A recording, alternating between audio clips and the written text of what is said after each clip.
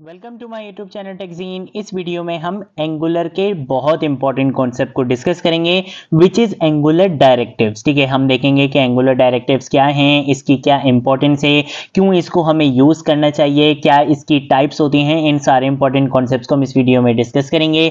ये angular directives की आप ये कह सकते हो कि ये एक इंट्रोडक्टरी वीडियो है जिसमें हम एंगुलर डायरेक्टिव से रिलेटेड बहुत सारे इंपॉर्टेंट कॉन्सेप्ट्स को थ्योरेटिकली डिस्कस करेंगे। देन हम नेक्स्ट वीडियो से इन सारे कॉन्सेप्ट्स की इंप्लीमेंटेशन भी स्टार्ट करेंगे। ठीक है, तो आने वाली 3-4 वीडियोस हमारी एंगुलर डायरेक्टिव से रिलेटेड रहने वाली है जिसमें हम एंगुलर डायरेक्टिव्स को बिल्कुल स्टार्टिंग से लेकर एंड तक सीखेंगे। सबसे पहले तो बात करते हैं यार ये एंगुलर डायरेक्टिव्स बेसिकली होते क्या हैं। डायरेक्टिव बेसिकली एंगुलर का एक बहुत इंपॉर्टेंट फीचर है जो डेवलपर्स को अलाउ करता है कि आप अपने HTML को एक्सटेंड कर सकते हो।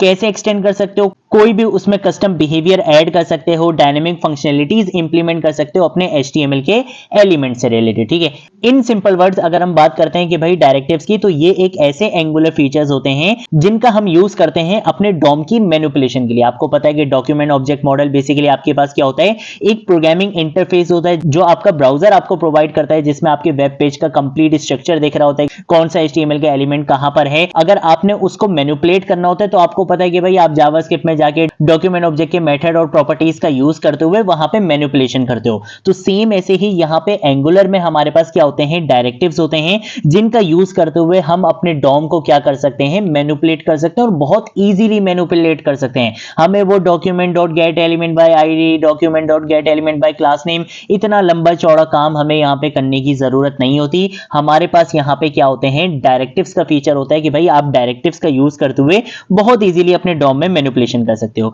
इसके साथ साथ अगर हम बात करते हैं कि भाई और क्या क्या काम कर सकते हैं, हम अपने HTML के एलिमेंट्स का कस्टम बिहेवियर ऐड भी कर सकते हैं। कोई भी बिहेवियर अगर आप उसका ऐड करवाना चाहते हो, कोई उसकी अपीयरेंस चेंज करवाना चाहते हो, उसका स्ट्रक्चर अगर आप चेंज करना चाहते हो, अपने डॉम में कोई चीज ऐड करना चाहते हो, रिमूव करना चाहते हो, वो सारे काम भी हम यहाँ पे डायरेक्टिव्स का यूज करते हुए बहुत इजीली इंप्लीमेंट कर सकते हैं। सेम ऐसे ही अगर हम बात करते हैं कि भाई डायरेक्टिव्स को यूज करने का पर्पस क्या होता है, तो पर्पस बेसिकली क्या है कि आपका जो HTML है वो डायनेमिक हो जाए, वो काफी रिस्पॉन्सिव हो जाए, हमारी एप्लीकेशन की जो लॉजिक है वो बहुत इजीली हम यहाँ पे इंप्लीमेंट कर सकें। ठीक है, तो ये बेसिकली क्या होते हैं, डायरेक्टिव्स होते हैं। अब अगर हम बात करते हैं कि भाई हमें इसको यूज क्यों करना है, तो हमें बहुत अच्छे से पता है कि भाई डायरेक्टिव्स का यूज करते हुए हमारे पास रीयूजेबल लॉजिक आ जाती है। अब रीयूजेबल लॉजिक कैसे आ जाती है कि भाई कोई फंक्शनलिटी अगर मैंने इंप्लीमेंट करनी थी तो मैंने उसको इनकैप्सुलेट कर दिया एक डायरेक्टिव के अंदर, यानी कि मैंने एक डायरेक्टिव बनाया और अपनी सारी लॉजिक को उस डायरेक्टिव के अंदर रख दिया।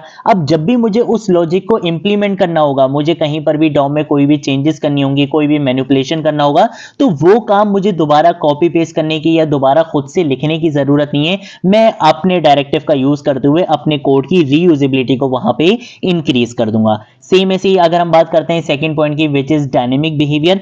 तो डायनेमिक बिहेवियर का मतलब क्या होता है कि आप स्टाइलिंग चेंज कर सकते हो, प्रॉपर्टीज चेंज कर सकते हो, डॉम बेस्ड स्ट्रक्चर को कंडीशंस की बेसिस पे भी चेंज कर सकते हो। ये सारा काम आप डायनेमिकली बहुत इजीली डायरेक्टिव्स का यूज करते हुए कर सकते हो। कोड आपका क्या हो जाता है, ऑर्गेनाइज हो जाता है। ऑर्गेनाइज क्यों हो जाता है, क्योंकि भाई जितनी भी इस टाइप की लॉजिक्स होती हैं उनको आप क्या कर देते हो, डायरेक्टिव के अंदर बिल्कुल सेपरेट करके रख देते हो। तो इससे क्या हो जाता है, आपका कोड भी काफी ऑर्गेनाइज हो जाता है। और अगर हम बात करते हैं सिंप्लीफाइड टास्क की कि भाई किन टास्क को ये सिंप्लीफाई कर देता है, जैसे अगर मुझे अपने HTML के एलिमेंट्स पर लूप अप्लाई करना है, कंडीशन अप्लाई करनी है, किसी चीज को ऐड या रिमूव करना है, तो वो काम हमारा यहाँ पे बहुत ईजी हो जाता है, बजाय उसके कि वो जो हम जावास्क्रिप्ट में document dot gate element by ID, document dot gate element by class name, इतना लंबा चौड़ा हमें काम वहां पे करना पड़ता था। यहाँ पर बहुत सिंपल वे में बहुत इजीली हम क्या कर सकते हैं, उन सारे कॉन्सेप्ट्स को इंप्लीमेंट कर सकते हैं। ठीक है, तो ये सारी चीजें जब हम इंप्लीमेंट करेंगे तब आपको और अच्छे से ये सारी चीजें समझ में आ जाएंगी।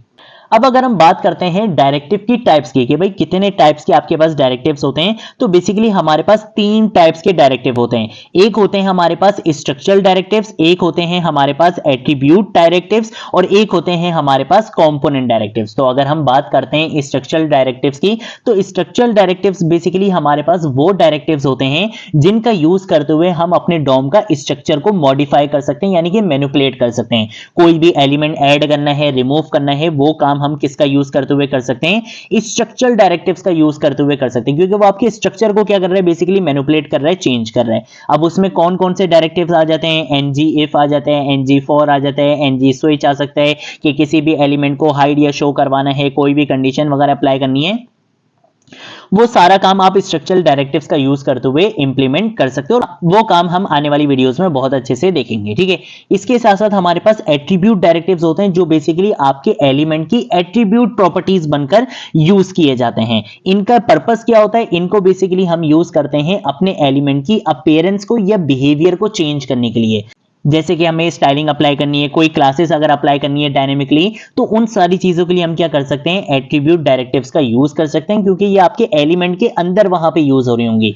तो ये बेसिकली हमारे पास क्या होते हैं, एट्रीब्यूट डायरेक्टिव्स होते हैं, ठीक है। जैसे कि एनजी स्टाइल होता है, एनजी क्लास होता है, जिसको हम आगे जाके डिस्कस करेंगे, ठीक है।